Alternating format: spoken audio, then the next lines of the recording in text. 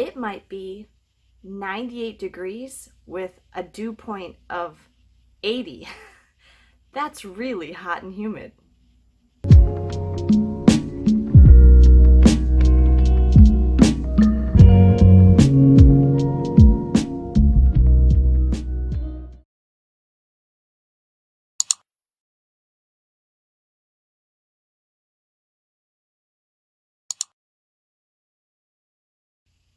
Hello everyone, it's Heather from Heather Travels. Thank you for joining me today for this video in my how-to series. Today we're going to talk about how to stay cool at Disney. When we were on our last Walt Disney World vacation, which was in March, the weather varied a lot.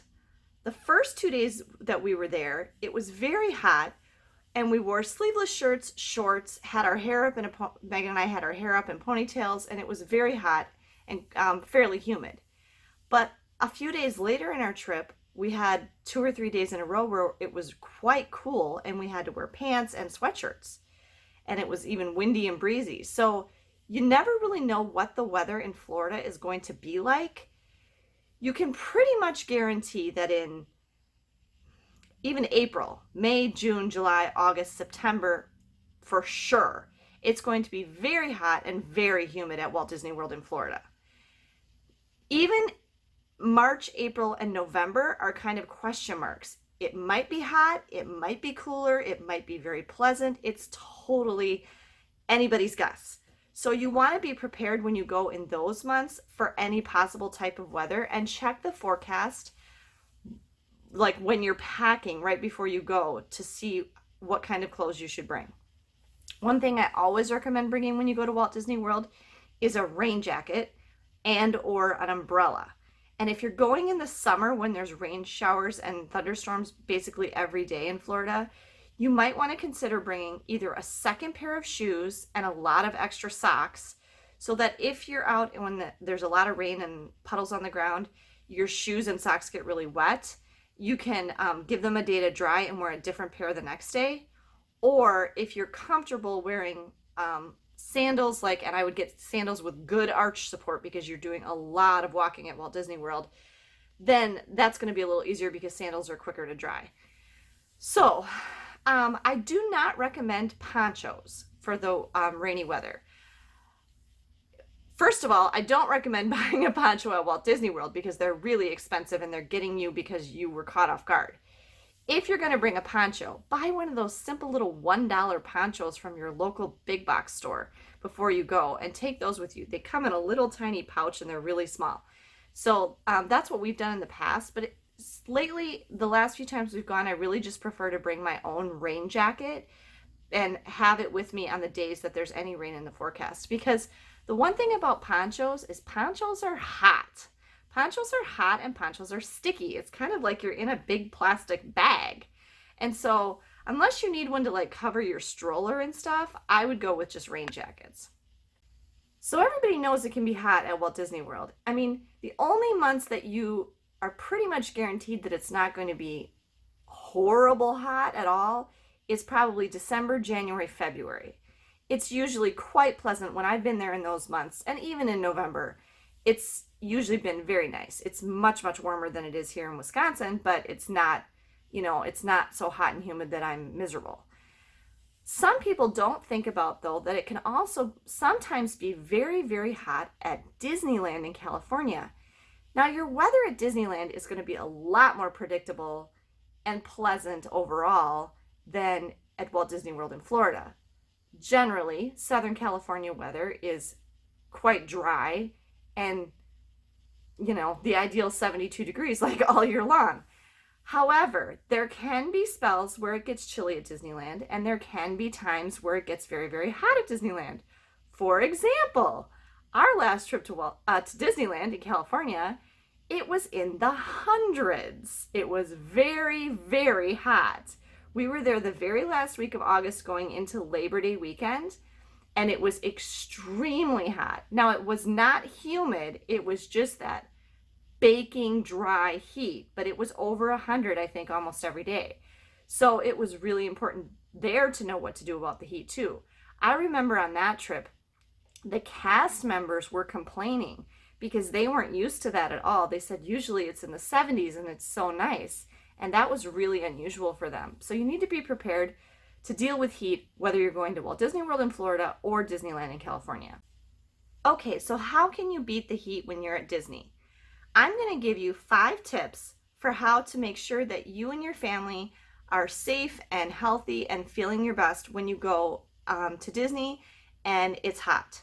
Okay, number 1 has to do with what time of day you visit the parks. My recommendation is, if the weather forecast is that it's going to be hot, get up as early as possible in the morning and get to the park before it opens. Do as much as you can early in the morning, like before lunch. Go on as many attractions as you can. And the advantage of that is, if you get there early, the lines are going to be shorter as well. So you're going to be able to accomplish more in a shorter period of time. Then, either right before or right after lunch, depending on where you want to eat, leave the park, go back to your hotel, and either just chill in the air conditioning or take a nap or swim in the pool and then take a nap. We did that when we went on that Disneyland trip one day, that it was especially hot. We went back to the hotel. We were staying at Paradise Pier, and we swam in the pool in the afternoon, and then we kind of rested in the room for a while, and then we went back when the sun started to go down and it was close to dinner time. It was great. My son actually wanted to do that every day, but we wouldn't have had enough time to do everything. But that is a definite, really good option, especially at Walt Disney World, is to take the afternoon off from being in the park. And then either, late afternoon or right after dinner or whatever, go back to the park when it's cooler and it starts to cool down. Maybe in Florida, it's after that afternoon rain shower has gone through. And a lot of people are even probably leaving the park, so the crowds might start to go down. And especially after the sun starts to set, it's going to get considerably cooler in the park. And once it's dark, it's going to feel nicer too, because you don't have the sun on you. So that would be my one recommendation, is take the afternoon off, go early in the morning, take a break in the middle of the day, and then go back in the evening and stay till park close. One thing about that is, you've got to remember that the highest temperature of the day is usually at about 4 p.m. because when the sun rises, it gets hotter and hotter and hotter all day long.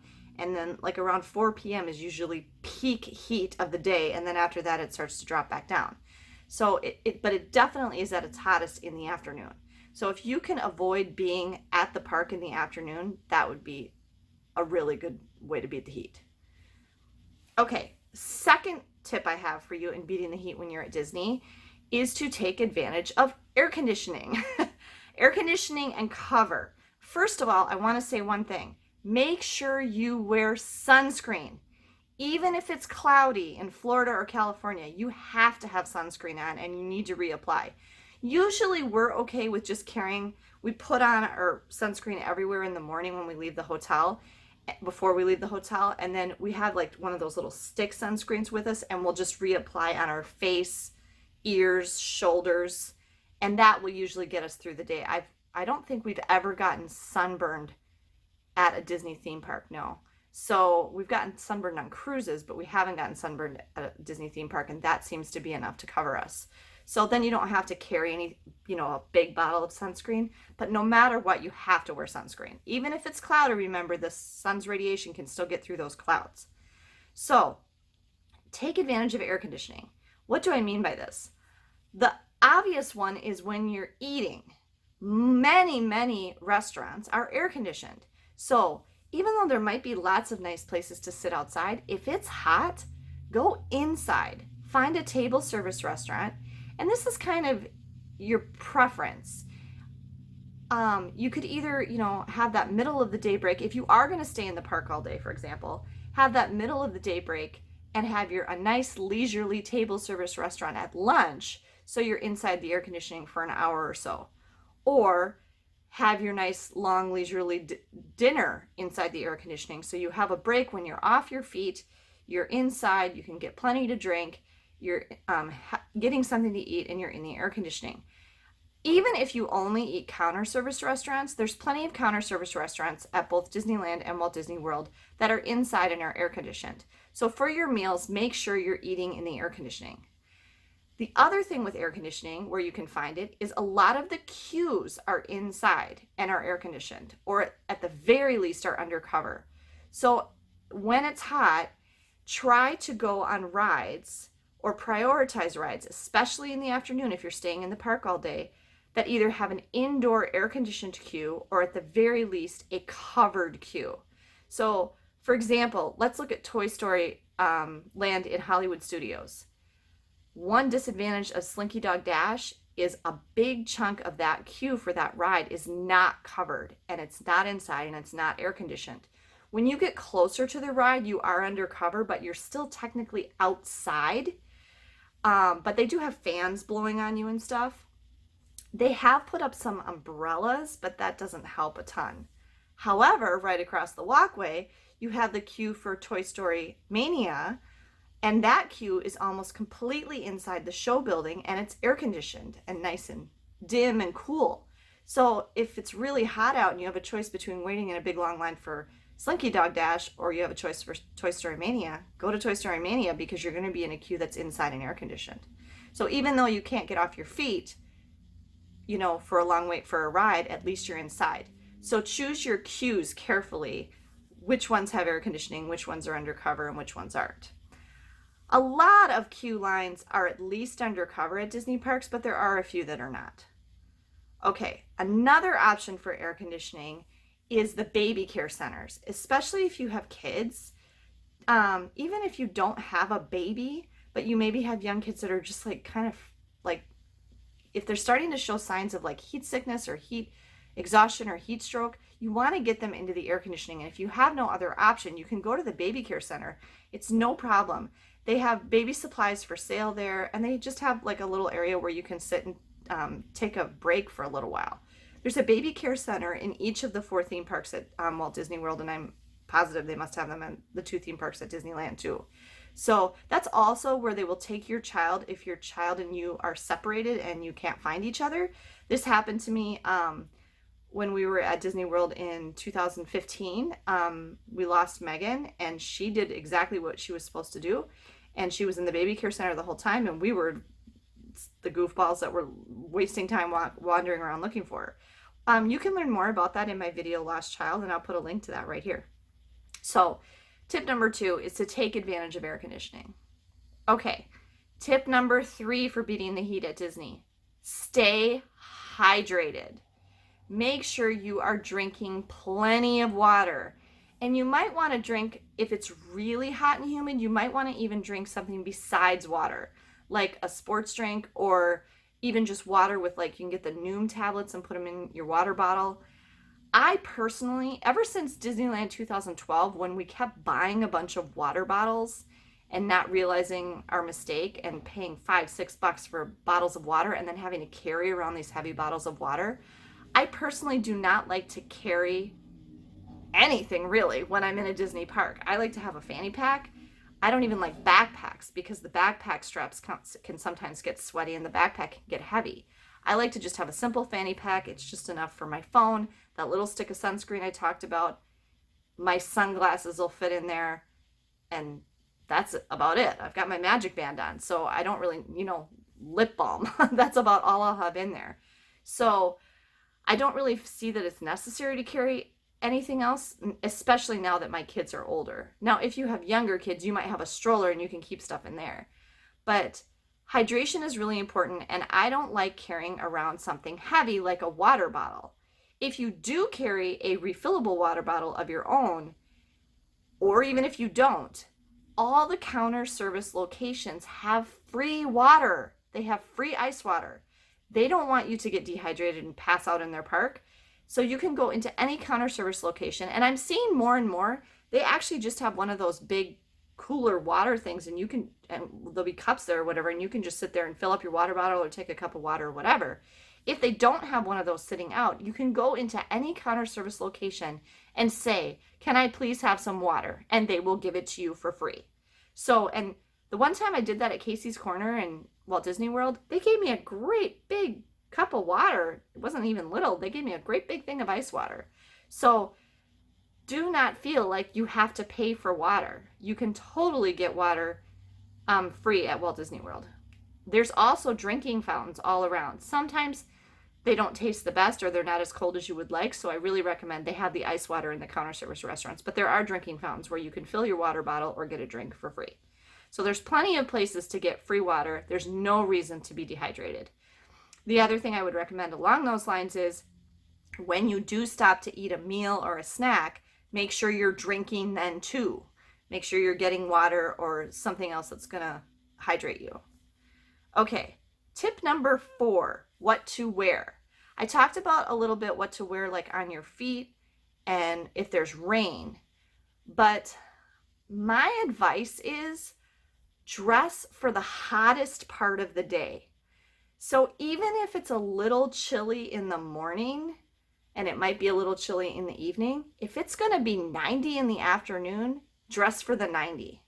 Because if you wear something on top of you or you have a sweatshirt and then you don't end up needing it, this happened to us recently when we went to the zoo. I'll link a video to that right here when we went to the Minnesota Zoo at the end of July.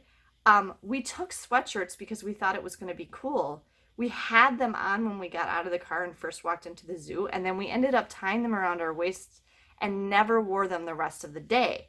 So here we had these sweatshirts with us that we really didn't want to carry and that, can make you kind of hot when they're tied around your waist. I err on the side, and maybe I'm a Wisconsin girl, I can deal with cold. I err on the side of I'd rather be too, dressed cooler for it being hot than to be dressed too warm. Because if I have to take stuff off and then I've got stuff again to carry. Again, if you have a stroller, you might have a basket or something under the stroller that you could put your sweatshirts in, but I don't want to carry stuff. So there's one video, I know which day it is too, so I'll link that video up here. One of our Magic Kingdom vlogs. As we're walking into the park, we commented that we were a little chilly at the time, but that it was supposed to warm up later, so we just dealt with it. And I'll tell you folks, it warms up fast. It's going to be maybe 30 minutes before you're like, I'm fine. You're not really going to be that chilly. So if it's predicted to be hot that day, dress for the hottest part of the day and you'll be glad that you did. Tip number 5, I have to get something for you. Hold on. Okay, tip number 5 is to get chili towels. We actually have some of these and they're still in the package. I've never actually opened them. If we go somewhere where we go again in the summer when it's really hot, we'll probably use these, but I got these on Amazon. They weren't very expensive. I have 3 or 4 of them in different colors, and they're just a fabric thing. And what you do is you soak it, you get it wet. It says put the towel in water and swing it for several times to get coldness. If it's too wet, swing it for several times to get coldness again. To get constant coldness, please wet the towel and swing it constantly. And it says it uses advanced technology, and it keeps the towel cool. So you get these wet, and then it even comes with a little carabiner, so you can like hook it to your bag. And they stay cold. So you can put these like around your neck, for example, or on your forehead or whatever. And these are supposed to last for quite a while before they warm back up. So just to buy these chili towels, and I mean, this is just like a generic, I don't even know what this is, but they have all sorts of them and you should be able to find them online and get some of those and take them with you and have them with you. I mean, even if you just keep it around your neck all day and keep re-wetting it, it should help you stay cool. And then there's other products like that, other kind of products that I would recommend. Make sure you're wearing antiperspirant. And ladies, go ahead and put that antiperspirant under your breasts and between your thighs, or get Body Glide like runners use. Any place where skin is touching skin, you don't want to get heat rash because that can be really uncomfortable. So products like that, some people swear by those like misting fans or those little portable fans you can wear around your neck. If you're okay with having it with you and having to carry it, go for it. But any kind of little extra products like that don't take too much room is another tip for staying cool at Disney. So those are my 5 tips for staying cool at Disney. Now, there's one more thing I want to talk about. What if you did all of this, or maybe you didn't because you forgot something, or you didn't watch this video in time and something bad happened, and somebody succumbs to the heat? What do I mean by that? Okay, well, I definitely know what I'm talking about because in addition to being at Disney World in the summer, I've been at Disneyland in the summer when it was over 100 degrees. I made a video, I'll link it right here, about the time that we were in Las Vegas in August. And just last August, we were in Miami and went on our cruise on Mariner of the Seas, and it was very hot there. So I've definitely taken vacations when it's really, really hot. Now, if you watch that video, Hot in Las Vegas, you'll learn that my daughter Megan, who was 3 at the time, I think, she got heat stroke. And she just became totally quiet, completely lethargic, pale. She wasn't really sweating anymore, and she was vomiting, and she could not stop. And that particular time, what we ended up doing was we made a mistake on that trip. We had gone to Circus to like see the indoor theme park and walk around the resort. We didn't realize how far that was down the strip, and we tried to walk back to our hotel, and we were at the MGM Grand.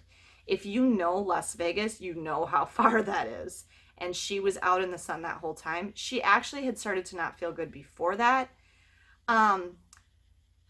Las Vegas is kind of tricky. I really would rather not do it with a car because the airport is like right in town. You really shouldn't have to need a car. But the strip is bigger than you think it is. And if you don't want to pay for taxis and you're there when it's hot, you really probably should get a car if you're going to be visiting other places and not staying just close to your own resort. So anyway, we ended up that time, once we got her back into our hotel room at the MGM Grand, we ended up walking a block or two to a pharmacy and talking to the pharmacist. There is it's like a syrup that you can give them little spoonfuls full, and it stops the vomiting. And that was his primary concern. He didn't want her to get further dehydrated because she kept vomiting. So once we got that syrup in her, and I can't remember what it was called, but if you ask a pharmacist, they'll know. You can buy it over the counter. And then she stopped vomiting, and then we kept her in the air conditioning, and I think we gave her like a lukewarm bath in the tub. And once she stopped vomiting and was kind of okay for a while, then she was able to start slowly taking little bits of water. You don't want to force water on someone who has heat stroke and is vomiting because they're just going to vomit more, and that's going to make them more dehydrated. So if one of your party gets really bad from the heat, the number one thing you should do is get out of the heat. Get in the air conditioning. Get in the air conditioning and just let them rest in the air conditioning. And then as soon as you're able to, and as soon as they feel comfortable, you need to keep them hydrated and have them drinking. If this happens while you're in a park and they're so bad that you don't feel like you can make it back to your hotel, for example, there are health centers in all, first aid stations in all of the park. And these are actually they're like little clinics. They have nurses and doctors on staff. They're very professional and they're very nice. There's one in each of the theme parks. And I had to go to one on our last trip because I was actually having diarrhea and like really bad. And so I went to them, and they were able to give me just Imodium, over-the-counter Imodium. They just gave it to me. I didn't have to buy it. They gave me the instructions. They sent me over to the water cooler 10 feet away and said, here, go take 2 right now. And actually that was all I needed. And they said, but here's 4 more. So if you have, if it continues, take another one, take another one. And they gave me the instructions. The 2 were all I needed. It stopped and I was fine. But if you have an issue like that, somebody hurts themselves or somebody's sick or whatever, those health centers are there. Those first aid stations are there to help you. And they have doctors and nurses on site, and they have lots of over-the-counter medications that they will give you for free. I just had to sign like a sheet saying what I was there for. They gave me the stuff. I mean, I was in and out in 5 minutes. So do not be afraid to use those. And if for no other reason, those are air conditioned too. So even just getting inside there, or like I said before, the baby care center is another option, and getting that person out of the air conditioning is probably the best thing you can do. And don't be afraid. If the heat is really bad and you're just not feeling well, don't force yourself to stay in the parks. Go back to your hotel and rest, because you're not going to have any fun if you're not feeling well. So those are my tips for how to stay cool and stay healthy and stay feeling well when you are visiting the Disney theme parks and it's hot. I hope those were helpful to you. Thank you for joining me today. If you liked this video, please give me a thumbs up. And if you haven't already, please be sure to subscribe. I've got lots more how-to travel videos coming. Thanks everyone for joining me today, and safe travels.